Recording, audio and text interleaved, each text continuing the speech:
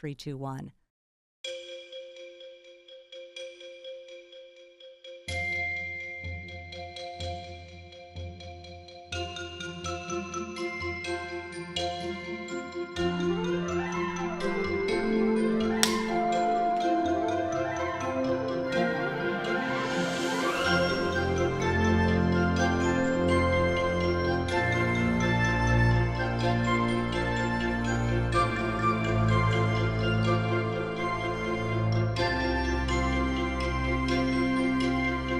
From the studios of the Autism Channel in Palm Beach, this is the Autism Channel World News with Tracy Cooper.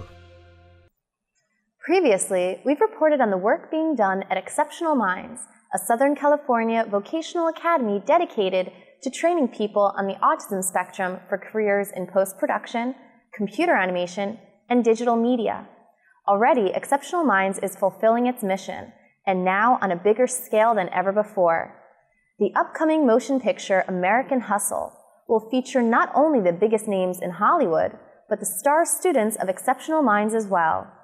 Eli Katz, Lloyd Hackle, Patrick Brady, and Ariel Guthrie were chosen to handle the film's rotoscoping, an animation process that is both time-intensive and labor-intensive. With so much patience and precision, it's not a job for just anyone. But as these students have proven, it's a job where people on the spectrum can not only perform, but thrive. The work is far more than just a class project for the four. Their names will be featured in the credits, and all four have been paid for their work. The film, directed by David O. Russell, stars Bradley Cooper, Christian Bale, Jennifer Lawrence, and Robert De Niro, and will open in theaters December 18th. In technology news, the age of robotics is marching on with great strides in the realm of social interaction. Sweden's KTH Royal Institute of Technology is developing face-to-face interactive technology that could revolutionize everything from air travel to autism. Meet Furhat, so named for his cozy headwear, a necessity up in Scandinavia even for robots. Furhat is a social robot equipped for speech synthesis, speech recognition, and eye tracking. It can even sustain multiple conversations at one time, something humans can struggle with at cocktail parties. With these programs, Furhat is able to replicate interpersonal communication in a manner closer than ever to humans. The technology involved is being explored for a number of uses, such as teleconferencing, where Furhat or a similar robot would stand in for faraway participants. But what's pertinent here is the prospect of Furhat as a tool for autism therapy. Because of its capacity for making and accepting eye contact, along with conversation, this technology can be a teaching aid for children on the spectrum who are learning to navigate the social cues and responsibilities that can prove troublesome. It hasn't yet become a game of chicken, but a Central Florida family with a son on the autism spectrum is in a standoff with their municipality over the right to keep a brood of chickens on their property.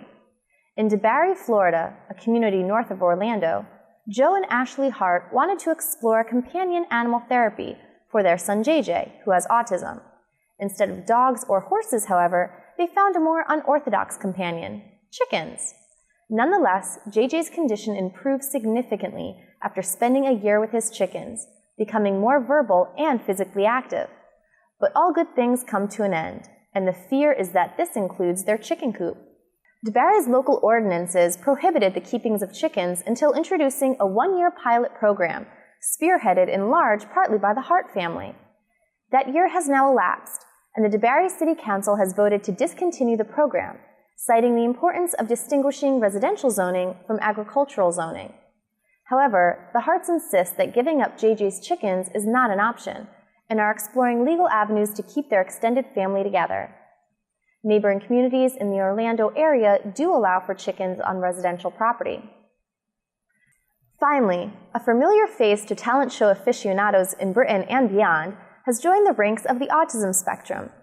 Susan Boyle, the Edinburgh native who rose to fame with her shocking vocal skills, announced that she was diagnosed with Asperger's last year. This follows a childhood of derision for learning difficulties and an adulthood spent on the dole. Like so many with Asperger's, Miss Boyle was previously misdiagnosed, in this case with brain damage from oxygen deprivation at birth. However, her IQ is above average, and while she has admitted to having to work through many issues, She does not plan to let the diagnosis impede her career nor her life. Now that the diagnosis is part of her life, it could become part of her life story, one that may be in the works for a major motion picture. Thank you for joining us today on the Autism World News. We'll see you tomorrow.